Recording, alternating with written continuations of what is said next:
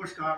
आज हम अपने वीडियो में बात करते हैं सामाजिक व्यवस्था की। दोस्तों, पुराने समय में परिवार संयुक्त रहा करते थे और परिवार में सारे सदस्य एक दूसरे के सुख दुख का ध्यान रखते थे।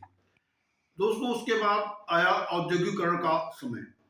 इंडस्ट्रियलाइजेशन हुआ और रोजी रोटी कमाने के लिए लोग अपना गांव शहर छोड़ करके दूसरे बड़े शहरों में रोजी रोटी कमाने लगे। परिवार में माँ बाप, पत्नी, बच्चे गांव में या शहरों में रहते थे और व्यक्ति वहां पर रोजी रोटी कमा करके परिवार का ध्यान दिया करता था। लेकिन उसके बाद आया ऐसा समय कि लोग अपने परिवार, छोटे परिवार के साथ शहरों में ही रहने लगे। माँ बाप गांव या अपने पैतृक स्थान पर रहते थे। उसके बाद ऐसा समय आया कि माँ बाप गांव में ही रह गए और कुछ अव्यवस्थाएं, सामाजिक अव्यवस्थाएं पैदा हुई। इन व्यवस्थाओं को लेकर के मैं एक सत्य घटना की बारे में बात करता हूँ। मनोज नाम का एक लड़का था जो अपने माँ बाप का इकलौता लड़का था। माँ बाप ने उसको बड़ी ही मेहनत से उसको पढ़ाया। उसने भी बहुत ही मेहनत से पढ़ा। इंटरमीडिएट पास करने के बाद आईआईटी कानपुर में उसका सिलेक्शन हो गया और वहाँ से बीटेक करने के बाद उसका सिलेक्शन इसरो सरकारी कंपनी में वैज्ञानिक के रूप में हुआ। वो इसरो में काम करता रहा और 2 साल बाद उसके पिता ने उसकी शादी कर दी। 2 साल बाद एक लड़का हुआ। दोस्तों, वो लड़का मनोज मेधावी था और पढ़ने लिखने में जिम्मेदार था। अपने काम के प्रति उसकी लगन थी। 2 साल बाद उसका सिलेक्शन अमेरिका की एक कंपनी नासा में हो गया। नासा में वैज्ञानिक के रूप में सिलेक्शन हो गया और अपने माता पिता और पत्नी से अनुमति लेकर के वो अमेरिका चला गया। अमेरिका में नासा में काम करते करते दोस्तों उसकी बुद्धि का भी नाश होना शुरू हो गया और उसने गांव में रह रहे माता पिता का, पत्नी का और बच्चे का धीरे धीरे ध्यान देना कम कर दिया। कुछ समय बाद उसने अमेरिका में ही दूसरी शादी कर ली। उसके बाद वो एक तरह से अपने परिवार से बिल्कुल संबंध उसने विच्छेद कर लिया। ऐसी व्यवस्थाओं को देखते हुए दोस्तों कहा भी गया है कि आविष्कार आवश्यकता की जननी है।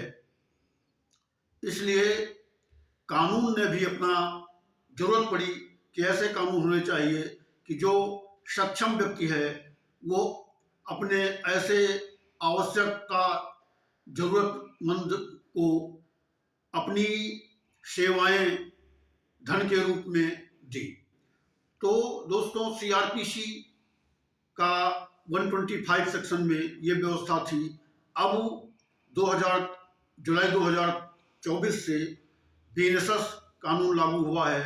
इसमें सेक्शन 144 में व्यवस्था दी गई है कि जो सक्षम व्यक्ति अपने माता पिता, पत्नी या संतानों का ध्यान नहीं रखता है उसके गुजर बसर के लिए, मतलब गुजारा के लिए, जिसे हम एलिमनी या मेंटेनेंस कहते हैं, उसकी व्यवस्था नहीं करता है तो ऐसे आश्रित व्यक्ति, उसमें माता पिता है, पत्नी है या संतानें, जो कि धर्मज या अधर्मज नाबालिग संतानें, उस व्यक्ति से अपना गुजारा भत्ता कानून के द्वारा प्राप्त कर सकते हैं। इसके लिए ये व्यवस्था है।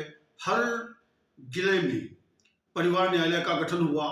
जब परिवार न्यायालय का गठन नहीं था तो ये जिला अदालत में मजिस्ट्रेट इसकी सुनवाई करता था। अब करीब करीब सब जिलों में परिवार न्यायालय का गठन हो गया है। तो ऐसा पीड़ित व्यक्ति जिसको एलिमनी की जरूरत है वो उस व्यक्ति के विरुद्ध कोर्ट में आवेदन देता है और आवेदन मिलने के बाद कोर्ट ऐसे व्यक्ति के पते पर उसको नोटिस देती है।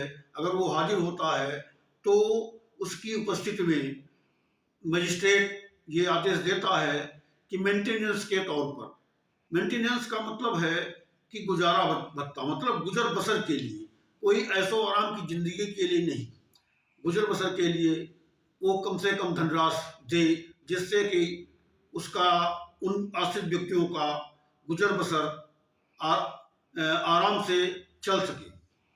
यदि वो नहीं देता है, अपनी जिम्मेदारियों का निर्वहन नहीं करता है, तो दोस्तों समाज में कुछ जो उस पर आश्रित हैं, जब धन नहीं मिलता है तो कुछ बुराइयां पैदा होती हैं। रोजी रोटी कमाने में अगर असमर्थ है तो ऐसा होता है कि वो कुछ बुराइयों की ओर बढ़ जाता है। इस बात को ध्यान में रखते हुए कानून ने सख्त नियम अपनाए हैं कि जब कोई मजिस्ट्रेट गुजारा भत्ते का निर्णय कर देता है कि उसको ये निर्णय देता है कि इस व्यक्ति को यह फला व्यक्ति इतनी धनराशि महीने में दे, जब वो नहीं देता है तो कानून इसके लिए सख्त है, तो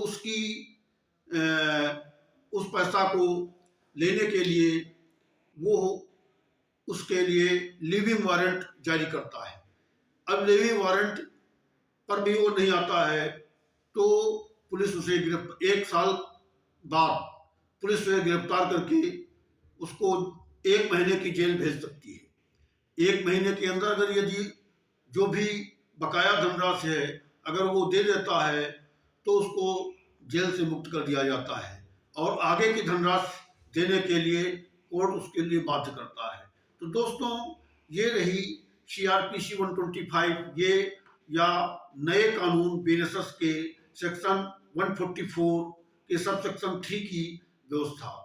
दोस्तों यदि ये वीडियो पसंद आया हो तो इसे लाइक करें, दोस्तों में शेयर करें और हमारे चैनल को सब्सक्राइब करें और आगे के वीडियो के लिए कमेंट बॉक्स में कमेंट करें। दोस्तों धन्यवाद।